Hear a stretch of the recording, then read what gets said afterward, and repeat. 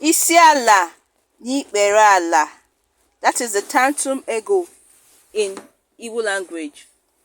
Isi ala n'ikpere ala ka anyị na-etiri sakramenti ukwu, mana emume nke dị ọhụrụ nọchiri anya àjà nke ochie. Okwukwe na-enye ihe nke ntị n'anya enweghị ike inye. Otito na ngọzi dịrị Nna na Nwa.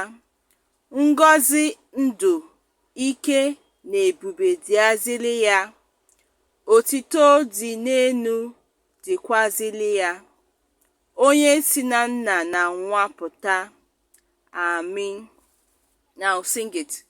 Isi ala n'ikpere ala ka anyị na-etiri sakramenti ukwu, mana emume nke dị ọhụrụ nọchiri anya àjà nke ochie. Okwukwe na-enye ihe nke ntị n'anya enweghị ike inye.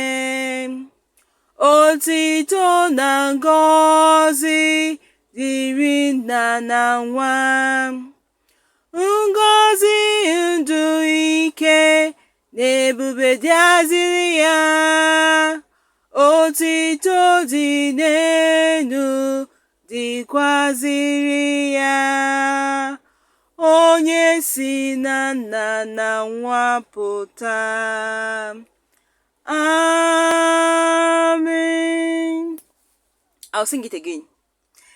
Isi ala n'ikpere ala ka anyị na-etiri sakramenti ukwu, mana emume nke dị ọhụrụ nọchiri anya àjà nke ochie. Okwukwe na-enye ihe nke ntị n'anya enweghị ike inye. Otito na ngọzi dịrị Nna na Nwa. Ngọzi ndụ, ike na ebube dịazịrị ya. Otito dị n'elu dịkwazịrị ya. Onye si na Nna na Nwa pụta.